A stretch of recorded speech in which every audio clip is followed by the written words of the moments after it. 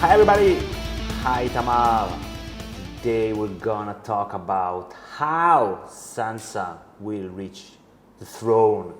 Because we made a video like 18 months ago, whatever, predicting that she will be queen, right? Actually, it's one of our most popular videos, and this theory, I don't know, now it seems that a lot of people agree with it, but back then we had some criticism that some viewers said that she has no claim or no path to the throne. So it was kind of a wild guess when we first did it. We mainly based it on two pillars. One, story-wise, like character development and character arcs. And what's the story like and stuff like that? Yeah, and historical inspiration, possible historical inspirations. We thought she's like a similar character development as Queen Elizabeth, was also like a unlikely candidate, a daughter of a trader, redheaded, etc., etc. So what our Queen Sansa video didn't have was an explanation, a breakdown of how she will get to the Iron Throne or any other kind of throne.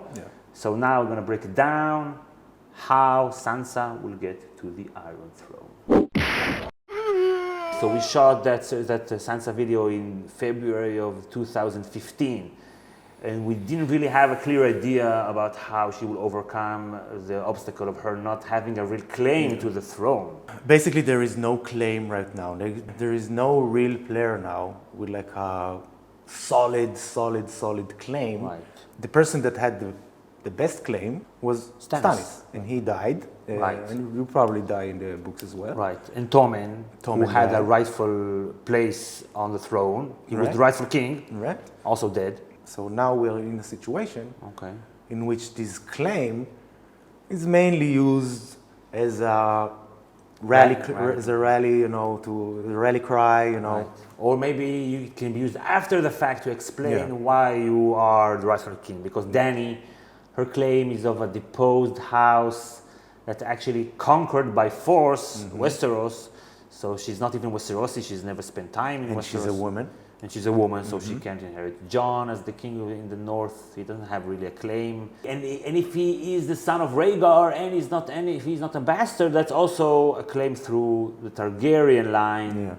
Okay, you can say that, but it's not like a clear claim. The best claim and the best right to rule is the right of conquest. Okay, and we have examples in Westeros for right of conquest. Not only Aegon the Conqueror, but also Robert Baratheon. Robert Baratheon, afterwards, went like 300 years before and found like this... I had a neighbor that was Targaryen across the street next to a Targaryen house. Exactly. And now, so this is why I'm king and not Ned I probably or anybody needed else. to do it for the faith or something like that. I don't know, for like the... Yeah, just to maintain like the semblance of a continuity. Exactly. Like Henry VII, the winner of the War of the Roses. Okay. His claim was he found something from his past, like he's a descendant from a branch of someone that is atop, and then the tree goes there. That's something complicated, but he justified it like, I'm has king's blood. I have like I'm a monarch and stuff like that.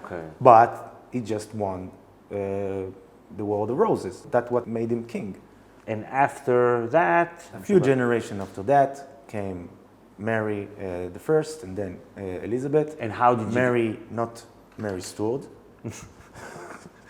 The Tudors' arc ends with Elizabeth the First. She ruled by herself, and she ushered also a new era, like the English Renaissance, and like the England's place in the global geopolitics. We see that as a recurring theme in the story. Exactly. Right? Exactly.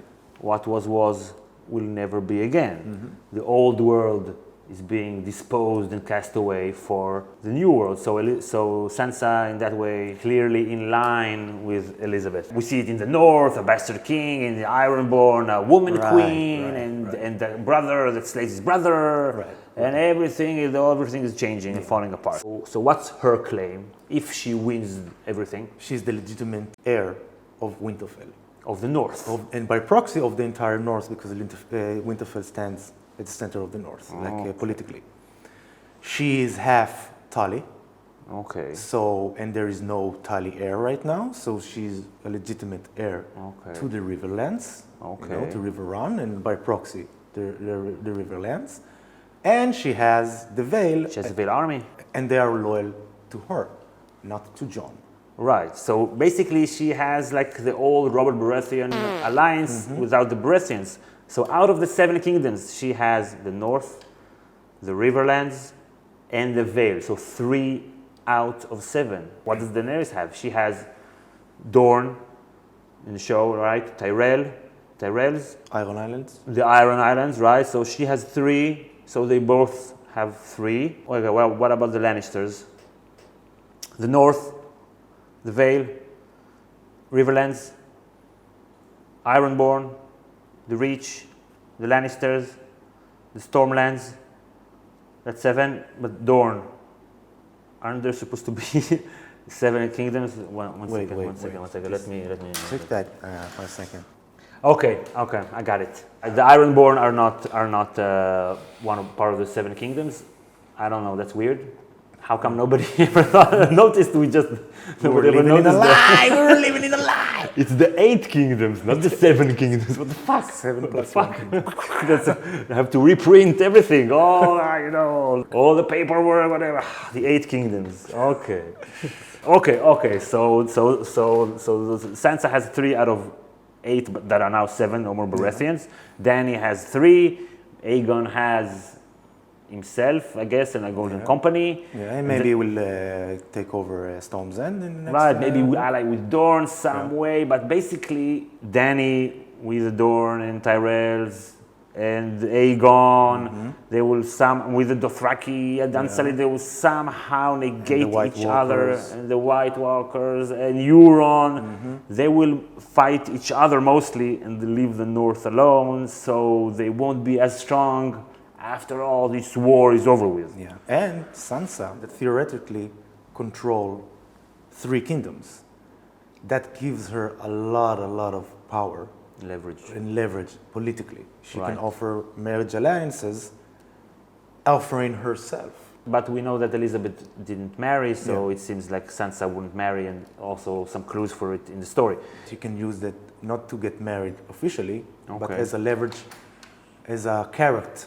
To I might marry you if you support my claim. Prove yourself to me, and I might marry you, and you will be king, I will be queen, and stuff like that, Basically, we know that the realm is ripe for a lot more destruction, and she has by her side Littlefinger, the arsonist. He has a master plan, and his motto is "Chaos is a ladder." Right, so he will use this chaos, right, and he will stop at nothing. Yeah, he plays chess, but his most important piece to win the game is the queen, and Sansa is his queen. Right. So he will work hard to fulfill his vision that puts her on the throne. I don't think that... With him, yeah, but we expect that... and we see some clues for it, because he tells her, you are a true-born heir of Ned Stark, born and raised in Winterfell. And he tells her, Jon, he's a Southron bastard. He came from the south. He's not even really a northerner. He's not even a Stark. So he will use this propaganda in some way, I guess. And Jon, against Littlefinger, come on, that's not a contest in the Game of Thrones. And that could be like a starting point for a future conflict between Sansa / Littlefinger and Jon, because Jon will probably expect Littlefinger to help with the cause, and Littlefinger go north with the Vale. Yeah, with the Vale to fight like monsters. Right. And Littlefinger will probably be like, I don't take orders from you. You're the king of the north. I'm from the Vale. So he will leave the Vale army maybe to basically de facto control Winterfell, as all the northern armies go to fight the White Walkers. Like he did with the Golden Cloaks, The Golden Cloaks controlled King's Landing, and he got control of the Golden Cloaks, So basically like a foreign army that he controls, but in order to advance what he sees as his and Sansa's mutual interest will stay there, and that will give him a lot of time to scheme and plot and do all kind of stuff with the Riverlands.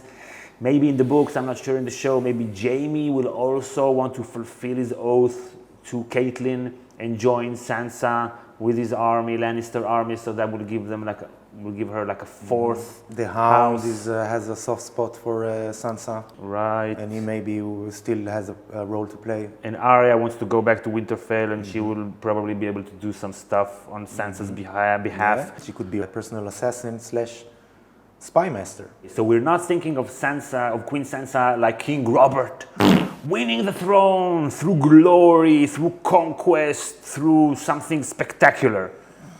We see her more like a compromise candidate that maybe the other houses will have to accept because she's not as threatening, No, right? she's a woman. She's a woman, so they will say, okay, whatever. She's hot. Okay, whatever. So she could be like, I don't know, it could be, okay, I won't be king, you won't be king. It's like the way that Jon was elected in the books to be the Lord Commander. He was like a compromise candidate. Right. Okay, so us two, the strongest players, we won't win. Right. So let's have somebody else be the queen, and maybe they will think, okay, we'll be able to manipulate her because she's a little bird, she knows nothing. And maybe she won't produce heirs, so we just have to wait for 20, 30, 40 years until she died, and then we can, Okay, so let's get to this video's bold prediction. Sansa will be queen. This we know.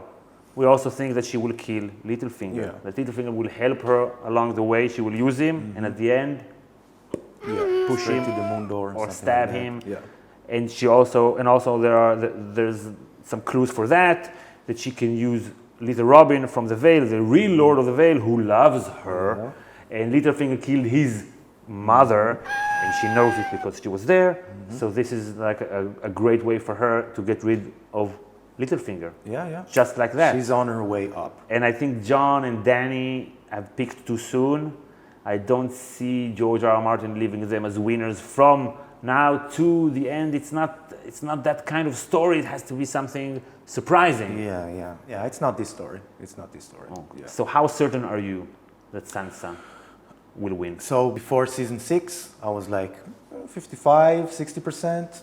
Now I'm like 70%. Sure. Really? Yeah. I'm 100% all the way. I'm willing to bet people that she will be queen.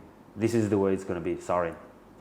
This is it. So, if you disagree with us, if you want to bet, be sure to mention in the comments. If you enjoyed the video, you should click like, and you can support our channel and get some extra videos only for patrons by clicking the link to our Patreon page in the description, or just go to patreon.com/GOT Academy. And this is the Sansa video. If you haven't watched it for some reason, hit subscribe here to get all our off-season videos. Bye everybody.